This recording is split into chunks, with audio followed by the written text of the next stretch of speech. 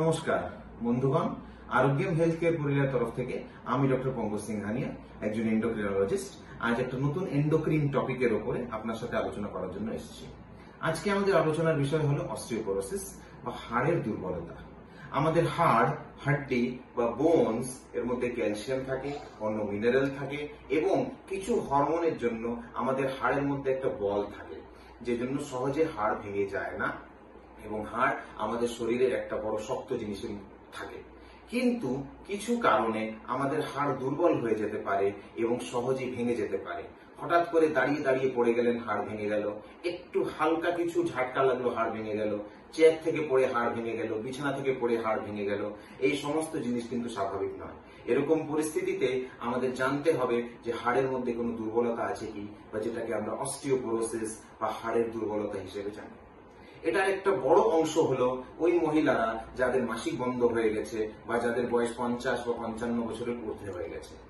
যখন মহিলারা মাসিক হয় বা অল্প বয়সে, তাদের শরীরে কিছু হরমোন থাকে, যেমন ইস্ট্রোজেন, যেটা হাড়ের কিন্তু বলটাকে মেনটেন করে। কিন্তু যখন মাসিক বন্ধ হয়ে যায়, যখন মহিলাদের বয়স হয়ে যায়, 50-55 বছর পার হয়ে যায়, তখন হাড়ের মধ্যে দুর্বলতা চলে আসে, কারণ ইস্ট্রোজেন নামক হরমোন কিন্তু শরীর থেকে চলে যায়। এই পরিস্থিতিতে হাড়টা কিন্তু মচমচে চুরমার হওয়ার ভয় থাকে, মচমচে হয়ে যায় এবং খাস্তা হয়ে যায় হাড়টা। এবং সেই পরিস্থিতিতে যদি কোনো মহিলা পড়ে যায় সহজেই চেয়ার থেকে, বিছানা থেকে, এবং হাঁটতে হাঁটতে হাড় কিন্তু ভেঙে যায়।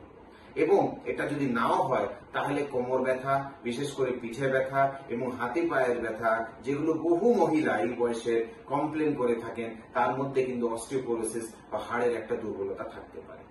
তাই এই পরিস্থিতিতে বিশেষ করে এই সংখ্যক মহিলাগুলো যাদের মাসিক বন্ধ হয়ে গেছে বা পোস্ট মেনোপজাল হয়ে গেছেন, 50 বছরের ঊর্ধ্বে আছেন, তাদের কিন্তু হাড়ের কোয়ালিটি যাচাই করে তাদের কিন্তু অস্টিওপোরোসিসের চিকিৎসা করা উচিত, যেন তাদের ব্যথা কমে, তাদের যেন সহজে ফ্র্যাকচার না হয় এবং তাদের কোয়ালিটি অফ লাইফ বা তাদের ভবিষ্যৎ যেন ঠিকঠাক থাকে।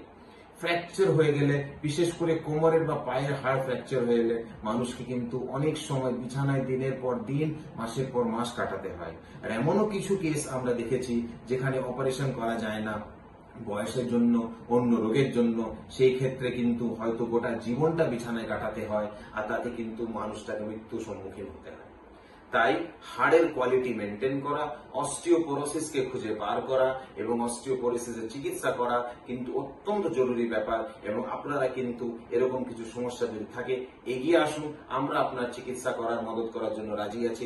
নিজের ডাক্তারের সাথে পরামর্শ করুন যে অস্টিওপোরোসিস বা হাড়ের দুর্বলতার চিকিৎসা কিভাবে করবেন, যেন ফ্র্যাকচার না হয়, যেন কোয়ালিটি অফ লাইফ মেনটেন থাকে এবং ভবিষ্যতে যেন বড় সমস্যার সম্মুখীন হতে না হয়। ধন্যবাদ।